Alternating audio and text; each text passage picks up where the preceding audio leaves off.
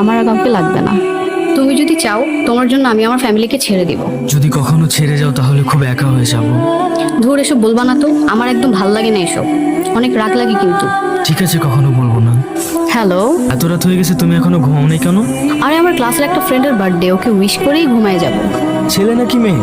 আরে আমার ক্লাসের একটা ছেলে ফ্রেন্ড, ওকে বার্থডে উইশ না করলে ও রাগ করবে।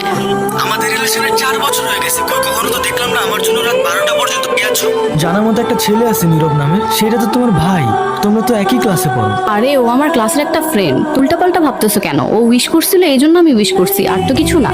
আচ্ছা ঠিক আছে, উইশ করা শেষ হলে তাড়াতাড়ি ঘুমায় পড়ো। আচ্ছা ঠিক আছে, আল্লাহ হাফেজ। কালকে তোমাদের ক্লাসে কার বার্থডে ছিল? আমার ফ্রেন্ড রায়হানের তুমি ঐশীর কি হও? Best friend. আর রায়হান ঐশীর কি হয়? ওরা তো গার্লফ্রেন্ড বয়ফ্রেন্ড। শিব নামের কাউকে চিনো? আছে শুনছি, ওখানে তোর বড় ভাই। ঠিক আছে থাকো, যাই। আমি তোমাকে মন থেকে অনেক ভালোবাসি, কিন্তু কিন্তু তুমি এতটা নিচু হবে কখনো আশা করি নাই। কি কমতি ছিল আমার?